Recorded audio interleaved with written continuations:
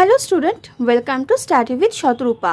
তো আমাদের সামনে যেহেতু আরআরবি গ্রুপ ডি এর পরীক্ষা আছে, তো আজকে আমি বায়োলজি থেকে 10টা মতো প্রশ্ন এনেছি। এই প্রশ্নগুলো 9 ফেব্রুয়ারি যে শিফটগুলো হয়েছিল, তো সেখানকার প্রশ্ন। প্রথম প্রশ্ন কি বলেছে দেখো, which structure in rhizopus is directly involved in the process of reproduction through spore formation? তো বলছে যে রাইজোপাস আছে, রাইজোপাস কি এক ধরনের ছত্রাক। কালি পড়ছে না কেন? কালি পড়ছে। তো রাইজোপাস হচ্ছে একটা ছত্রাক।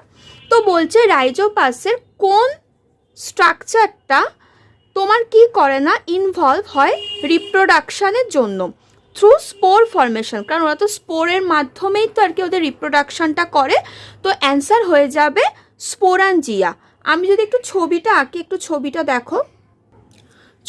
দেখো, এইটা হচ্ছে একটি রাইজোপাস। তো এই রাইজোপাসের এখানে মাথায় কি থাকে না, তোমার স্পোরাঞ্জিয়াটা থাকে, ঠিক আছে। তো এখান থেকে ওরা কি করে না, স্পোর ফরমেশনের মাধ্যমে রিপ্রোডাকশনটাকে আর কি কন্টিনিউ করে। নেক্সট প্রশ্ন, in plants food made in leaves is transported to other part by the complex tissue called.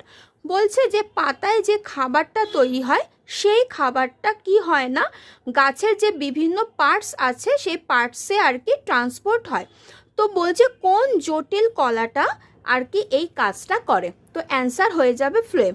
আমরা জানি দুই ধরনের জটিল কলা আছে, একটা হচ্ছে তোমার জাইলেম আর একটা হচ্ছে ফ্লোয়েম। তো জাইলেমের মাধ্যমে জল যায় আর ফ্লোয়েমের মাধ্যমে খাবার যায়। তো অ্যান্সার এখানে ফ্লোয়েম হবে। নেক্সট প্রশ্ন কি বলেছে দেখো, during a nerve impulse transmission neurotransmitters are released from one neuron and received by another. Which part of neurons are primarily involved in this chemical communication?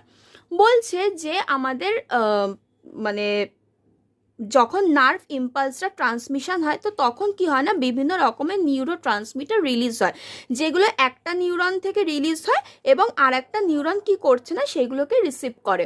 তো এইভাবে কি হয় না, যে কেমিক্যাল কমিউনিকেশনটা হয় সেটা ঘটে।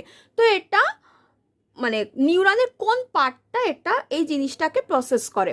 তো অ্যান্সার হয়ে যাবে axon terminal to dendrite of another neuron. আমরা জানি যে একটা নিউরনের, তো নিউরনের যদি আমি একটু ছবিটা আঁকি দেখো, তো ছবিটা দেখো, তো এটা হচ্ছে মানে মোটামুটি একটু এঁকেছি।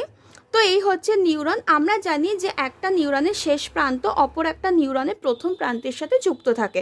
তো নিউরনের এইটাকে বলা হয়